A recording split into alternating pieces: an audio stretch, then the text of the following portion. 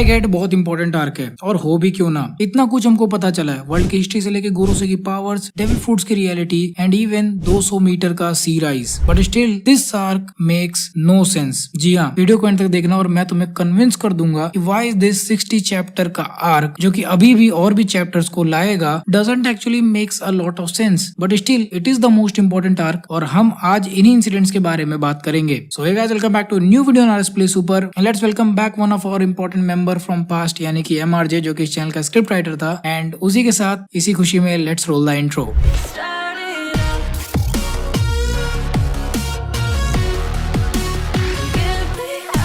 ना इससे पहले मैं कुछ भी बोलूं, एक चीज का ध्यान रखना, इस फिक्शनल वर्ल्ड के दो मेन ह्यूमन बीइंग्स हैं। एक मैं और आप जैसे लोग जो कि सिर्फ ऑडियंस हैं, जिनको सब कुछ दिख रहा है और हर चीज को हर पर्सपेक्टिव से जानते हैं, और दूसरे हैं वन पीस वर्ल्ड के फिक्शनल लोग, जिनको सिर्फ उतना ही पता है जितना उनके आइलैंड्स पर दिखता है। और इसीलिए let's divide the video in two parts. Part 1, why Egghead doesn't make lot of sense. Egghead की शुरुआत होती है चैप्टर 1058 में, जहाँ पर एज यूजुअल हम सभी लोग बहुत ज्यादा एक्साइटेड होते हैं क्योंकि नए आइलैंड पर जा रहे हैं, एंड ओडा भी हमें डिसअपॉइंट नहीं करते हैं। फ्रॉम मेकिंग अस अज्यूम कि वेगापंक एक लड़की है टू लेटिंग अस नो कि वेगापंक के इतने सारे क्लोन्स हैं या फिर सैटेलाइट हैं, जिसके बाद हमें दिखते हैं एक्चुअल वेगापंक इन चैप्टर 1066, जो कि उसी ट्रांसपोंडर स्नेल को उस रोबोट के अंदर छुपा रहा था जब वो लूफी से पहली बार मिला था, और इसी से इस समय उसने प्रेजेंट टाइम में पूरे दुनिया को चोट कर रखा है। लेकिन एंड में क्या होता है, जो सबसे इंपॉर्टेंट इन्फॉर्मेशन है जो हम व्यूवर्स को जानना था, as of now chapter number 1118 तक, the D theory, the D clan अभी भी एक राज बनकर रह गया है। एंड ये घटिया मजाक ओडा ने व्हाइट बियर्ड के फ्लैशबैक से शुरू की थी, जो अभी तक इस स्टोरी में चल रही है, और ये चीज एक्चुअली में साक के पूरे पर्पस को कहीं ना कहीं डाइल्यूटेड कर रख देती है एंड हम व्यूअर्स को फिर से क्लूलेस छोड़ देती है। अब ये एक इंपॉर्टेंट डिटेल थी, लेकिन हम और भी ऐसी कई सारी डिटेल्स पर बात करेंगे। तो अगर अभी तक तुमने वीडियो को लाइक नहीं किया तो फटाफट लाइक कर दो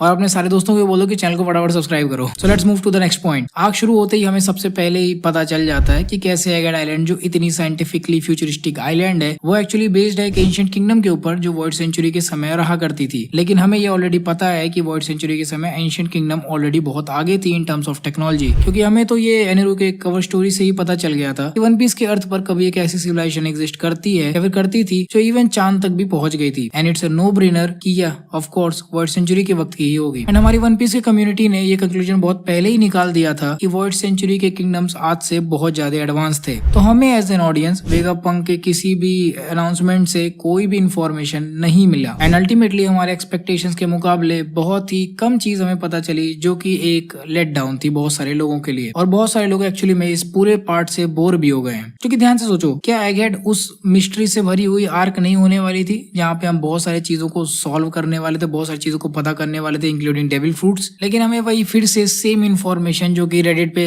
आसानी से मिल जाती थी, हमारे मुंह में ठूस दिया गया। खैर, उसके बाद हमें वेगापंक के इंटेंशंस पर भी शौक होता है कि कैसे उसने इतना सारा इन्फॉर्मेशन सिर्फ अपने आइलैंड तक ही रखा, including all the medical knowledge. गरीब आइलैंड जैसे कि स्फिंक्स आइलैंड, जो कि व्हाइट बियर्ड के पैसे से चलता था, और इनकी हेल्प अब सिर्फ मार्को ही करता, उन्हें अकेले वहां पे जितने भी लोग बीमार होते हैं उनका ध्यान रखता है। जबकि वेगापंक एक्चुअली में ऐसे कई सारे नॉलेज को पब्लिकली अवेलेबल करके बहुत सारे लोगों की हेल्प कर सकता था, बट आई थिंक क्योंकि वर्ल्ड गवर्नमेंट के अंडर था इसीलिए वो ऐसा कुछ भी नहीं कर पाया। और लेकिन अगर तुम्हें लगता है कि बस इतना ही है तो रुको, अभी और सुनो यार। वो दिन भी क्या दिन थे जब वर्स्ट जनरेशन या सुपरनोवा कह दो बहुत ही कूल और मिस्टीरियस लगते थे। अरे डीएस ड्रेक से लेके अप्पू को ही ले लो या फिर जोरो और लूफी को ले लो, और फिर हमें बोनी देखने को मिलती है, जिसका इतना स्पेशल मोमेंट होता है जोरो के साथ शवंडी आर्किपेलागो में, जहाँ पर वो जोरो को सेलेस्टियल ड्रैगन से बचाती है। यार वो कूल सीन को एगहेड ने कम्प्लीटली अब मीनिंगलेस बना दिया है, क्योंकि पहले हमें पता चलता है कि बोनी की उम्र बस 12 साल की है, जो कि हमें चैप्टर में 1098 में पता चल गया था। एंड उसके बाद हमें इवानकोव और कुमा के फ्लैशबैक्स में दिखाना शुरू होता है कि कैसे इन्हीं सेलेस्टियल ड्रैगन ने कुमा की पूरी फैमिली को तड़पा तड़पा के मारा था बिना किसी इंसानियत के साथ, एंड कैसे बोनी की बायोलॉजिकल माँ को एक ऐसा टाइप की बीमारी दे दी कि वो इस हालत में मरी कि उस पॉइंट पे तो मैंने भी रो दिया था। और अब वही बोनी इन जैसे हरामी सेलेस्टियल ड्रैगन्स को बचा रही है एट दैट पॉइंट। अब इस प्रेजेंट मोमेंट में किसी भी वन पीस के फैन से पूछ लूं, वो पक्का बोलेगा कि बोनी को उस समय जोरो को नहीं रोकने चाहिए था, क्योंकि एनीवेज किजारू तो 20 मिनट बाद आ ही गया था, तो इससे बेटर होता कि जोरो उस समय 1-2 सेलेस्टियल ड्रैगन को निपटा ही देता। खैर, ये तो एक पॉजिटिव डेवलपमेंट था, बट पीछे के एक मोमेंट को थोड़ा सा इसने ओवरशैडो कर दिया। खैर, let's move to the next point, जो कि अगेन बोनी से रिलेटेड ही है, जहाँ पर तुम जानते हो बोनी सिर्फ 12 साल की है और वो कमांड करती है सारे के सारे पैसिफिस्टास को। बेसिकली वो वर्ल्ड गवर्नमेंट की सबसे बड़ी ताकत को अपने उंगलियों में चला सकती है। यस गाइस, इतनी बड़ी पावर एक 12 साल की उम्र की लड़की के पास, जिसको कोई भी अकेले मैनिपुलेट कर सकता है एंड बाद में उसकी पावर्स को अपने हाथों में ले सकता है। लेकिन फिर भी इस चीज ने एगेट आयरन के 40% को तो वेस्ट ही कर दिया, क्योंकि एगेट के बीच में सेराफिम और पैसिफिस्टा की पावर हथियाने के लिए CP0 से लेके स्ट्रॉ हैट से लेके गोरो से इवन किजारू, इसने क्या क्या नहीं किया भाई, जो कि हमें एंड में पता चलता है कि इजिली इसको बोनी कंट्रोल कर सकती है। और इस पॉइंट पे तो ऐसा लग रहा था कि लगता है प्लॉट आर्मर कुछ समय के लिए बोनी के हाथ में दे दिया। वाह वेगापंक वाह। एंड बस इतना ही नहीं, बोनी को भी टोशिनोमी की पावर्स को दे के रखा गया है, जो अवेकेंड है या नहीं अभी तक हमें कोई आइडिया नहीं है। And it is confusing to the hell, almost comparable to Oden की वाइफ का डेविल फ्रूट। बट क्या करे, इसाक ने कंफ्यूज ज्यादा किया instead of giving us some answers. On paper Bonney बस अपना और अपने आसपास के लोगों को जिसको टच करती है उनका एज मैनिपुलेट कर सकती है, बट एगहेड में अचानक से वो डिफरेंट टाइमलाइंस को भी कॉपी कर सकती है। जैसे उसने लूफी को इस सीन पर बूढ़ा बना दिया था, जो अकॉर्डिंग टू ओडा का मंथली SBS लूफी का फेल्ड वर्जन है, जो कि अब बूढ़ा बन रहा है। एंड आप क्लियरली देख सकते हो लूफी का प्राइम वर्जन गाब जैसा है एंड फेलियर वाला बिल्कुल ऐसा लग रहा है जैसे कोई बुढ़ा ड्रग्स में बह गया है। बाद में सैटर्न ने कंफर्म किया कि जितना स्ट्रॉन्ग बोनी का मेंटल परसेप्शन होगा उतना स्ट्रॉन्ग उसका डेविल फ्रूट होगा। And yes, no proper explanation again, लेकिन जहां तक मेरा अंदाजा जाता है तो सैटर्न यहाँ पर यही बताना चाहता था कि अगर बोनी अपने फ्यूचर को लेके बिल्कुल ही कंसिस्टेंट हो जाएगी, यानी कि उसको पता ही चल जाएगा कि आगे क्या ही होने वाला है, तो वो अगेन अपनी इमेजिनेशन को नहीं चला पाएगी। उसका ब्रेन उसकी इमेजिनेशन को रिस्ट्रिक्ट करेगा और इसीलिए वो एक अलग टाइमलाइन इमेजिन कर ही नहीं सकती, क्योंकि उसके हिसाब से अब यही टाइमलाइन एग्जिस्ट कर रहा है जो कि उसको पता चल चुका है। तो ये चीज सैटर्न ने बोली थी, बट ये चीज बस एक डिडक्शन है। पता नहीं ओडा को क्या मजा आता है ऐसी अजीब अजीब चीजों को मिस्ट्री बनाकर रखना। लेकिन फिर भी जो लेटेस्ट चैप्टर आया हुआ है, अगर तुम उसको इसके साथ कंबाइन करोगे तो तुम देख सकते हो कि बोनी की इमेजिनेशन में बोनी कुछ भी कर सकती है, मतलब अपने बॉडी को किसी भी तरह से मैनिपुलेट कर सकती है। और लूफी की एक्चुअल पावर्स उसके इमेजिनेशन पे ही डिपेंडेंट हैं, लेकिन उसकी इमेजिनेशन का क्या हद है वो हमने नहीं देखा है। लेकिन ये चीज हमने बोनी के साथ देखी है। तो क्या ये दोनों पावर्स को मिला के कंप्लीट जॉय बॉय की पावर्स या फिर कंप्लीट नीका की पावर्स नहीं बन सकती, जो कि बोला जाता था कि उसकी इमेजिनेशन ही उसकी लिमिट है। काफी इंटरेस्टिंग पॉइंट है ना। क्या, let's move to the next point of video, जहां पर हम बात करने वाले हैं सबसे बड़ा change and perspective of devil fruits. जब से वानो खत्म हुआ है, डेविल फ्रूट्स बस बकचोदी में ही चल रहा है। याद करो वो दिन जब पैरामिशिया और Logia was and still is the most interesting devil fruits. Even Nika devil fruit भले ही जोवान टाइप हो, बट रबर बॉडी वाला पूरा का पूरा कॉन्सेप्ट पैरामीशिया स्टफ ही है। इनफैक्ट लूफी के सिर्फ फ्रूट का नाम या फिर उसका टाइप जोवान है, जिसको लोग जोवान मानते हैं, लेकिन उसकी पूरी पावर्स एंड एबिलिटीज पैरामीशिया वाली ही है, जहाँ पर वो अभी भी एक रबर मैन है। लेकिन जब से एगहेड पर आए हैं, it's all about mythical Zoan type devil fruits. Already Kaido और बाकी एनिमल पायरेट्स में इतना जोवान देख लिया है कि it has become so boring कि अब एक और जोवान फ्रूट बर्दाश्त नहीं हो रहा। एक और जानवर को मैं वन पीस में नहीं देखना चाहता। पर्सनली मैं बताऊं, मुझे जोवान टाइप बिल्कुल भी पसंद नहीं है। तुम ही देखो, एक बुढ़ा घोड़ा बन रहा है, एक बुढ़ा सुअर बन रहा है और एक बुढ़ा बुल बन रहा है, एक पंछी बन रहा है। बहुत अजीब लग रहा है मुझे देख के। जहाँ पर मैं इमेजिन कर रहा हूँ कि उनके पास कुछ इंटरेस्टिंग एबिलिटीज हो सकती है, जैसे कि तुम ट्रेफर्गर लॉ को देखो, या फिर व्हाइट बियर्ड के डेविल फ्रूट को देखो, या फिर तुम ब्लैक बियर्ड के डेविल फ्रूट को देखो, इवन एस का डेविल फ्रूट हो गया, अकाइनो का डेविल फ्रूट हो गया। ये सारे बहुत ही कूल डेविल फ्रूट्स लगते हैं, बट ये अलग अलग जानवर में ट्रांसफॉर्म हो रहे हैं, मुझे बिल्कुल भी वो नहीं लग रहा। एंड बहुत सारे लोग हाइब्रिड फॉर्म के फैन है, बट मैं नहीं हूँ भाई। वो हाइब्रिड फॉर्म मुझे और भी ज्यादा अजीब लगता है। खैर, ये मेरा पर्सनल ओपिनियन ही है जोवान फ्रूट्स को लेके। बाकी तुम लोग बताओ कि तुम लोग इस पॉइंट से कितना रिलेट करते हो, क्योंकि मुझे इसी वजह से थोड़ा और डिसअपॉइंटिंग लग रहा है गेट। खैर, अब आते हैं लास्ट पॉइंट पे, और इस पार्ट का तुम लोग बहुत देर से वेट भी कर रहे होगे, जहां पर हम वेगापंक का सो कॉल्ड दुनिया का हिला देने वाले न्यूज और इन्फॉर्मेशन को डिकोड और एनालाइज करेंगे। बट अगर तुम यहाँ तक आई गए हो तो फटाफट कमेंट करो #एगेट, और मैं पर्सनली तुम्हारा कमेंट लाइक करूंगा। सो खैर, बैक टू द टॉपिक। देखो, जब इसका ब्रॉडकास्ट शुरू हुआ तो स्टार्टिंग से ये ब्रो बहुत ज्यादा पकाता था। पहले तो इसकी स्टार्टिंग शुरू होने में ही 1-2 चैप्टर निकल गए थे, जहां पर इसके 10 मिनट का वेटिंग टाइम था। उसके बाद इसकी ब्रॉडकास्टिंग शुरू होती है जब इसके दिल की धड़कन रुक जाती है। इसने अपने बॉडी में एक सेंसर लगाया था जो कि इसके मरने पर ट्रिगर होता है, और फिर स्टार्टिंग में वही घिसा पिटा यूट्यूब अपॉलॉजी जैसा टाइप का एक अपॉलॉजी देता है वन पीस के वर्ल्ड में, और वही अपने बारे में फालतू बात करता है कि जो कुछ भी हो रहा है वो सही है या गलत, मैं इस पे कोई जजमेंट नहीं दूंगा वगैरह वगैरह। तो वो सब फालतू चीज स्किप करते मेन पॉइंट पर आते हैं। सो यहाँ पर जो सबसे इंपॉर्टेंट लाइन वेगापंक बोलता है कि मैं एक ऐसी बात बताने जा रहा हूँ जिसको सुनकर आप सभी लोग हंस पड़ोगे, लेकिन यही सच्चाई है कि ये दुनिया समुद्र में डूब जाएगी। लेकिन भाई, हमें ये चीज सबसे पहले लुशिया किंगडम के साथ लाइव होते हुए देख रखा है। इसके बाद वानो के एंड में भी हमें बताया गया था कि वानो एक डूबी हुई सिटी है, इसका एक पार्ट ही सिर्फ पानी के ऊपर है, और इसी वजह से ये कोई भी एक वैलिड पीस ऑफ इंफॉर्मेशन नहीं रहा हमारे लिए, और इससे हम ऑडियंस को कोई भी फायदा नहीं हुआ। ऑलरेडी रेड लाइन टूटने वाली हमने थ्योरीज पढ़ रखी है, जिसकी वजह से वन पीस के वर्ल्ड में फ्लड आ जाएगा, और ये सब बहुत पहले से ही चल रहा है। और अगर तुम्हें ये बात छोटी लग रही है, देन माइंड यू, ये बात बिल्कुल भी छोटी सी नहीं है। जब शैंक्स का सीन चल रहा था और फिर गार्प का भी फाइट चल रहा था, उसी समय हमें एक एगहेड इंसिडेंट के बारे में बहुत ज्यादा सुनने को मिल रहा था और यहाँ पर इसी इंसिडेंट की बात हो रही है। अब इसके बाद वेगापंक ये भी बताता है कि अगर मेरे जो सारे सेंसर जो मैंने बनाए हैं, क्योंकि ये उसका ब्रॉडकास्ट बहुत पहले ही रिकॉर्ड हो गया था, जब वो ये सब कुछ अभी नहीं एक्सपेरिमेंट किया था, स्पेशली लुशिया किंगडम के ऊपर जो अटैक हुआ था उसके पहले ये सब कुछ रिकॉर्ड कर लिया था, या फिर मतलब रिकॉर्डिंग की प्लानिंग कर रहा था। सो वो अपने ब्रॉडकास्ट में बोलता कि अगर उसके सेंसर सही से काम कर रहे हैं तो एक बहुत ही बड़ा सा अर्थक्वेक आना चाहिए जो कि पूरे प्लेनेट पे आएगा, एंड इसकी वजह से जो सी का लेवल है वो 1 मीटर बढ़ जाएगा, जिसकी वजह से कुछ ऐसे ऐसे आइलैंड्स हैं जो कि रहने लायक नहीं रह जाएंगे। और ये जो अर्थक्वेक अभी रिसेंट में आया वो नेचुरल नहीं था। इस पार्ट पर वेगापंक बेसिक सी लेवल्स की बातें कर रहा है, विच इज ऑल गुड। हर एक कॉमन सेंस वाले इंसान को ये बात समझ में आ जाएगी, लेकिन पता नहीं क्यों ये आदमी हमें वही सेम चीज दोबारा बता रहा है जो कि हमने मांगा में देख लिया था। एंड ये अर्थ, और अगर तुम थोड़ा सा दिमाग लगाओगे तो ये अर्थक्वेक उसी टाइम के जब लुशिया के ऊपर अटैक हुआ था, और आई थिंक सेम उसी टाइम पर काइडो और बिग मॉम भी लावा में गिरे थे, जिसके बाद हमें वानो में भी एक अर्थक्वेक महसूस हुआ था। सो बेसिकली यहाँ पर भी इसकी बातों से कोई खास फायदा नहीं हुआ। इसके बाद फिर वही 800 से 900 साल पुराने वाले वर्ल्ड हिस्ट्री की बात यहाँ पर हो रही है। इसके बारे में अगेन शायद हमें 15 साल से भी अब ज्यादा के टाइम से पता चल चुका है, लेकिन देयर यू गो अगेन, वो फिर से बोलता है कि कैसे इस इंसिडेंट पर रिसर्च करना एक बहुत बड़ा क्राइम है जो इसने और ओहारा आइलैंड के सिटीजन्स ने किया था, और ये चीज भी हमें एज ए ऑडियंस पहले से पता है। लेकिन एक चीज याद रखना, जब इसी पॉइंट्स को मैं क्रिटिसाइज कर रहा हूँ तो ये चीज एक्चुअली में बहुत ज्यादा सेंस भी बनाती है वेगापंक के ब्रॉडकास्ट का, क्योंकि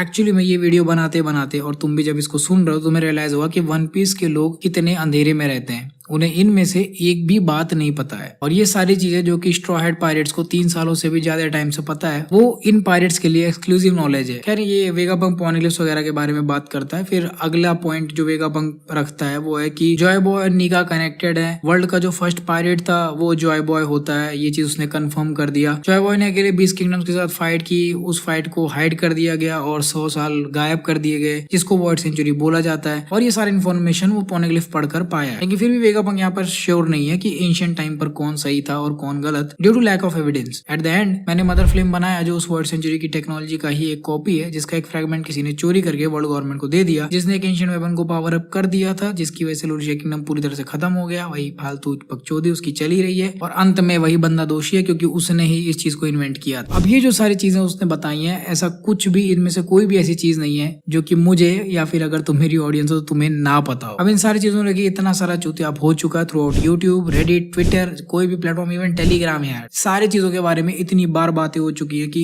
एक्चुअली में इन सारे मतलब आई थिंक ये सारे चुतिया में 2 चैप्टर निकल गया और इसका कोई भी फर्क नहीं पड़ा हमारे लिए। दैट इज द रीजन कि उस समय मेरे क्यों व्यूज ड्रॉप हो रहे थे, क्योंकि किसी को कोई इंटरेस्ट ही नहीं है। हमें ये चीज ऑलरेडी पता है, कौन देखने जा रहा है उसको। बट देन अगेन अगर तुम दूसरे पर्सपेक्टिव सोचो, यानी कि वन पीस के वर्ल्ड के व्यू में देखो, तो ये चीजें किसी को भी नहीं पता थी वहां पर। लेकिन जो वेगापंक के आगे की स्पीच है वो एक्चुअली में बहुत इंपॉर्टेंट है, तो उसके पे हम आएंगे। इससे पहले हम पहले उसके स्पीच को क्रिटिसाइज कर लेते हैं। तो लास्ट में उसने सारा ब्लेम जो है वो पायरेट के ऊपर डाल दिया था कि इन्हें सब कुछ पता चल गया था, इन्होंने वन पीस भी खोज लिया था, बट इन्होंने कभी भी कुछ भी नहीं बोला। अब ये चीज वेगापंक की गलत क्यों, ये मैं तुम्हें आगे बताता हूँ। पहले तुम्हें उसकी रेस्ट ऑफ द स्पीच को सुनना पड़ेगा। तो वेगापंक आगे बताता है कि वर्ल्ड सेंचुरी के दौरान जो कुछ भी वॉर हुआ था और लास्ट में जब जॉय बॉय डिफीट हो गया था, तो जब वॉर पूरी खत्म हो गई तो एक बहुत बड़ा कांड हो चुका था पूरे वर्ल्ड के साथ। प्रेजेंट में जो हम वन पीस का वर्ल्ड देखते हैं जिसमें बहुत बड़ा पार्ट पूरा समुद्र से भरा हुआ है और एक जगह से दूसरी जगह ट्रैवल करना नाव का यूज करके उतना आसान नहीं है, बहुत ही डिफिकल्ट है वन पीस के वर्ल्ड में। और इसी वजह से जो लोग एक आइलैंड पर रहते हैं उन्हें कभी भी, मोस्ट ऑफ द लोगों को तो कभी भी कुछ पता ही नहीं चलता कि आखिर नेबर आइलैंड पर क्या चल रहा है। लेकिन यही सेम सिचुएशन जो इनके प्रेजेंट में है वो 1000 साल पहले नहीं हुआ करती थी। मतलब वर्ल्ड सेंचुरी के दौरान कुछ ऐसा हुआ कि पूरी दुनिया जो है वो समुद्र के नीचे आ गई। पूरी दुनिया के साथ द्वारका वाला मोमेंट हो गया और अब हम सिर्फ उन बड़े बड़े कॉन्टिनेंट्स के कुछ पीसेस पे रहते हैं। इनफैक्ट इतने सारे कॉन्टिनेंट्स थे जिनके बारे में हमें कुछ भी नहीं पता, और क्योंकि सी का लेवल 200 मीटर बढ़ गया, इसी वजह से 100 ईयर्स ऑफ हिस्ट्री को मिटाना बहुत हद तक पॉसिबल भी हो गया। और जो पहले वेगापंक के सेंसर्स और मदर फ्लेम उसने इन्वेंट किया और जो कुछ भी पास्ट में हुआ, अगर वो इन दोनों नॉलेज को कंबाइन करता है तो उसको ये चीज निकल कर आता है कि भले ही सुनने में लगेगा कि समुद्र का लेवल अचानक से बढ़ गया और लोग डूब गए, मतलब आइलैंड्स डूब गए और सब कुछ नीचे चला गया और ये नेचुरल डिजास्टर जैसा लगेगा, लेकिन ये बिल्कुल भी नेचुरल नहीं है। This is a man made disaster. और ये जो पूरा कांड है ये कुछ सेंचुरीज तक चलता रहा, जिसकी वजह से ये धीरे धीरे ही बट बहुत बड़ा डैमेज लेकर आया पूरी दुनिया के ऊपर। और इसी वजह से दुनिया का क्लाइमेट, ज्योग्राफी और पूरा का पूरा एटमॉस्फेयर चेंज हो गया। और लास्ट में वेगापंक यही बोलता है कि इतना बड़ा चेंज सिर्फ एक सेंचुरी में नहीं आ सकता, जिसको ये लोग वर्ल्ड सेंचुरी के नाम से जानते हैं। और इसी वजह से लुलिशा किंगडम के डूबने के बाद जब उसने देखा कि दुनिया में सी लेवल बढ़ गया था 1 मीटर से, तभी उसको इस चीज का कंफर्म हो गया कि एंशिएंट वेपन जिन्होंने 800 साल पहले दुनिया को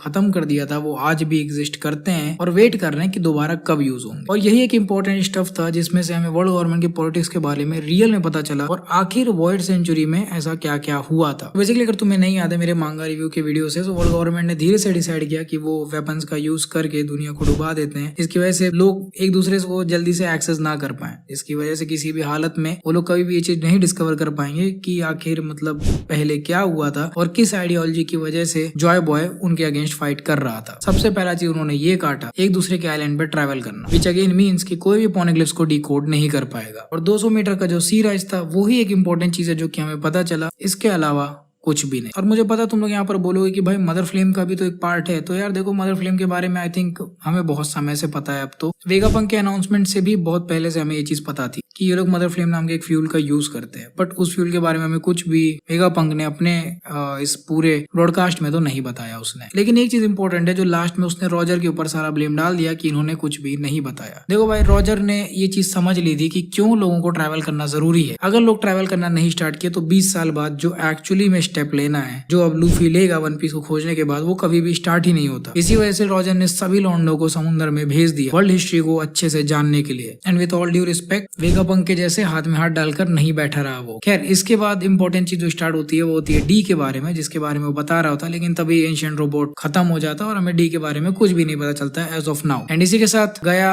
आर्क पानी में इतना सारा बिल्डअप किया गया एंड उसका कुछ भी नहीं हुआ, क्योंकि एक responsible adult original Vegapunk old monk का नशा करके ठीक से उस नील को छुपा नहीं पाए। और फिर इसी के साथ होता है वेगापंक के ब्रॉडकास्ट का दी एंड। अभी स्पॉयलर्स के साथ सुनने में आ रहा है कि उसने बस नाम बोलने के लिए वो ब्रॉडकास्ट वापस चालू हो जाता है, बट लेट्स सी कि आखिर हमें क्या एक्चुअली में पता चलता है। और अब भाई दिस टाइम तुम समझ गए कैसे ऐसे रीडर तुम्हारा कोई भी फायदा नहीं हुआ। 800 साल के बारे में उसने जो कुछ भी बोला हमें ऑलरेडी पता है। एक ही चीज हमें पता चली कि वर्ल्ड गवर्नमेंट ने उन वेपन्स का यूज करके बस दुनिया को डुबा दिया और 200 मीटर सी राइज ऊपर कर दिया, दैट्स इट। उसके अलावा कुछ भी वैल्यूएबल इंफॉर्मेशन हमें नहीं मिली। अब देखो एगेट एक ऐसा आइलैंड था जिसके ऊपर एक्चुअली में बहुत इंपॉर्टेंस थी। वेगापंक को ही लेके हम लोग बहुत ज्यादा एक्सपेक्टेशन लगा के रखे थे कि ये हमें आके एंशिएंट वेपन्स के बारे में बताएगा या फिर ये हमें लिनिएज फैक्टर या फिर डेविल फ्रूट्स के बारे में बताएगा, बट कुछ भी खास इसने नहीं डिलीवर किया। ये एक बहुत ही इंपॉर्टेंट लॉर वाला आर्क बन सकता था और इसके अंदर कैपेसिटी थी, लेकिन एंड में सब कुछ डूब ही गया। अब मैं ये नहीं बोल रहा कि एगेट पे हमें कुछ भी काम की चीज नहीं पता चली,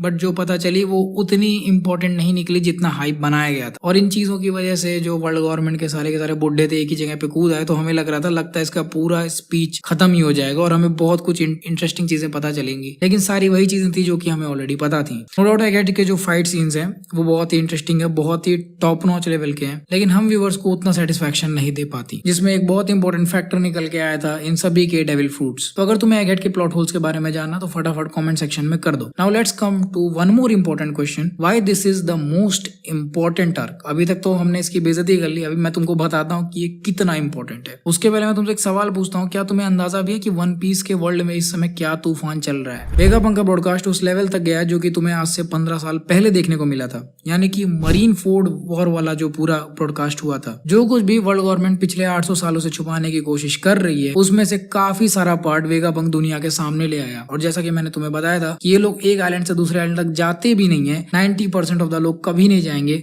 उन सबको वेगापंक ने ये सारी चीजें बता दी कि कैसे वर्ल्ड गवर्नमेंट ही रिस्पॉन्सिबल है उनके इस आइसोलेशन के लिए, कि वो एक आइलैंड पर फंसे ही रह जाएं। इनफैक्ट इन सारी चीजों के बाद मरीन्स के बीच में भी हमें कुछ पैनल देखने को मिले थे जहां पर वो लोग भी इस चीज को क्वेश्चन कर रहे थे कि क्या ये सच है। और अगर वेगापंक सब कुछ बक देता तो हो सकता हो मरीन्स के इंटरनल टीम्स में भी कॉन्फ्लिक्ट का सिचुएशन बन सकता था। स्टिल वेगापंक का मैसेज पूरे दुनिया के लोगों के मन में ये बात डाल चुका है that you can not trust this 5 बुढ़ाउस। तो लुलिशा के एग्जाम्पल के बाद ये लोग जब चाहें जिसको चाहें उसी समय उड़ा सकते हैं अगर इनके खिलाफ कोई भी आइलैंड जाएगा तो, जिसकी वजह से अब रेवोल्यूशनरी आर्मी को एक अपर हैंड मिल चुका है। एंड नॉट टू मेंशन ईमो की आइडेंटिटी भी अब साबो को पता चल चुकी है। और ये सब कुछ चीज करके एक चीज तो काफी हद तक क्लियर कर दी वेगापंक और इन पायरेट्स ने कि एक्चुअली में वर्ल्ड गवर्नमेंट की गांड मारी जा सकती है, जो कि ड्रैगन को एक अपर हैंड देने वाला है। ड्रैगन को अंदाजा लग चुका है कि सबसे ज्यादा इनकी गांड इसी बात से फटी है कि आखिर डी कौन है, और ये लोग जो कुछ भी छुपा कर बैठे हैं उसी से इन लोगों को उखाड़ के फेंका जा सकता है। भले ये बात तुम्हें छोटी लग रही हो, but never underestimate the the guy who is known as Monkey D